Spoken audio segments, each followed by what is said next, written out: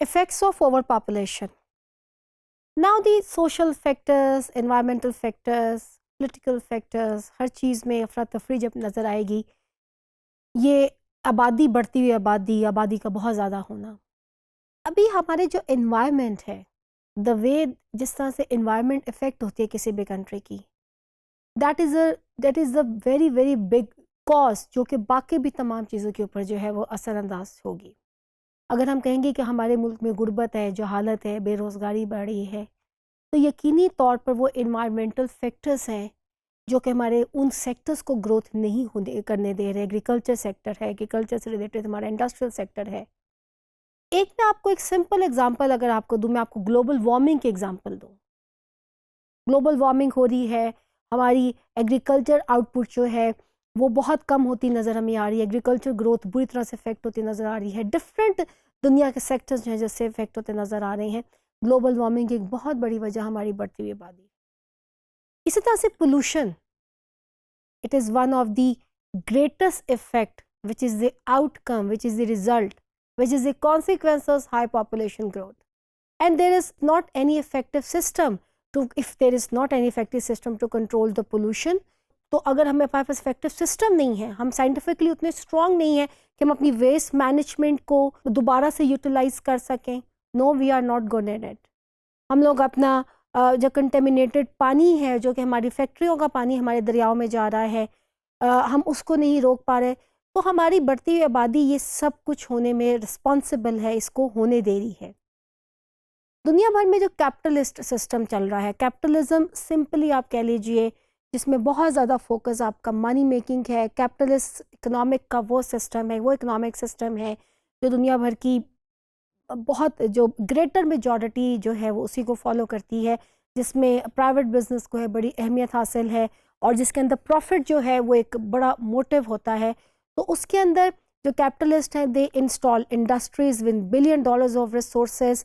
But جب وہ industries کو اسٹیبلش کر رہے ہوتے ہیں تو وہ سارے فیکٹرز کو نظر انداز یقینی طور پر کرتے ہیں جو کہ انوائرمنٹ پہ اثر انداز ہو رہی ہے.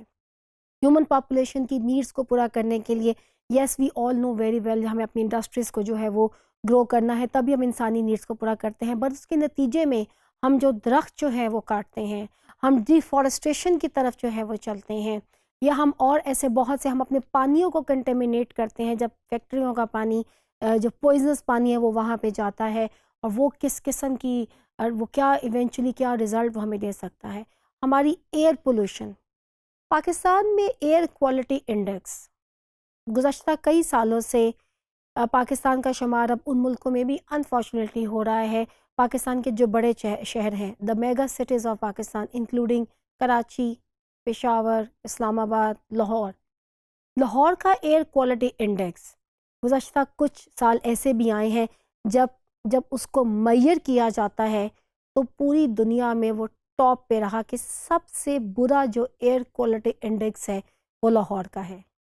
ہماری ہیوج پاپولیشن، بہت زیادہ آبادی، وہ جو ٹرانسپورٹ بہت زیادہ آبادی کو کیٹر کرنے، ان کی نیڈس کو، ان کی ٹرانسپورٹیشن کی فار ایگزامپل نیڈ کو پورا کرنے کے، جو بہت زیادہ آبادی کے لیے ٹرانسپورٹ چاہیے ہوگی، اور وہ بسوں کے جو دھوئیں ہوں گے اور جو گاڑیوں کی جو دھوئیں ہوں گے، یہ تمام چیزیں ہماری ایئر کوالٹی کو کہاں لے کے جا رہی ہیں.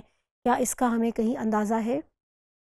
اس کا ہمیں اندازہ تب ہوگا جب ہم ان ریسرچز کو پڑھیں گے، جب ہم اس نیوز کی طرف اپنی کانسنٹریشن دیں گے، جس سے ہمیں پتہ چلتا ہے کہ کتنی تیزی کے ساتھ لنگس کینسر میں پاکستان میں اضافہ ہو رہا ہے، کتنی تیزی کے ساتھ اسکن کینسر میں پاکستان میں اضافہ ہو رہا ہے، کتنی تیزی کے ساتھ اور جو ایسی بیماریاں خاص طور پہ ریسپریٹری سسٹم کو جو آپ کے ڈیمیج کرتی ہیں ان میں اضافہ ہو رہا ہے.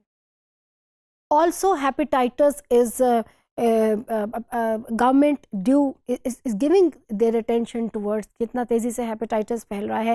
ہیپیٹائٹس پھیلنے کی بہت ایک جان لیوا بیماری ہے، اور اس کی بہت بڑی وجہ جو ہے وہ کنٹیمنیٹڈ یا وہ زہریلا پانی ہے، وہ پوائزنس پانی ہے جو کہ فیکٹریوں سے استعمال ہوتا ہمارے نہروں میں، ہماری دریاؤں میں آتا ہے.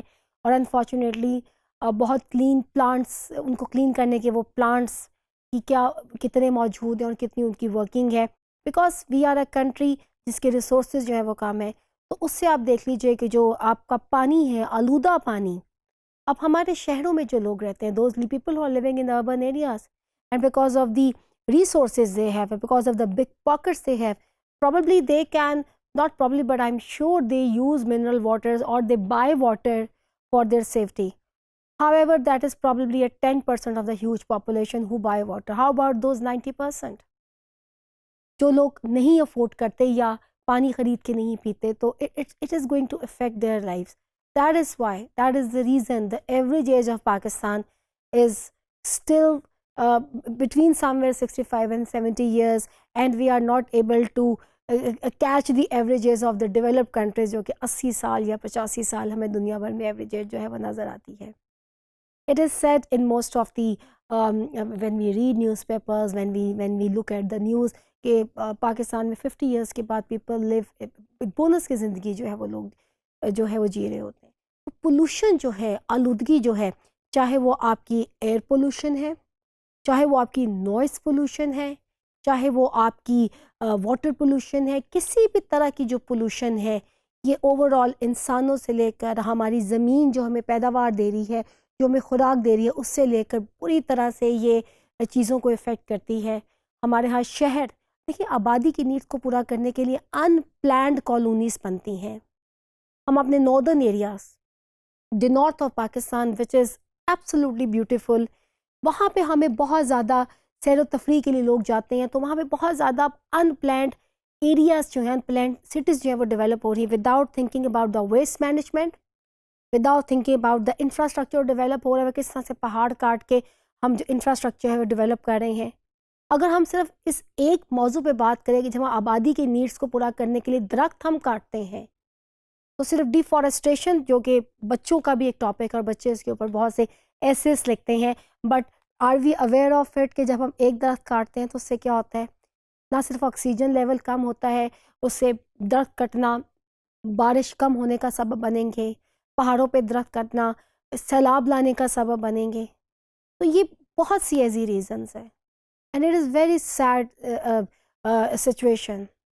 The international organizations who are working on the environment, they are declaring Pakistan in the red zone. It is because of all these things, and the high population growth is just leading us toward a disaster, and there are no policies to stop it.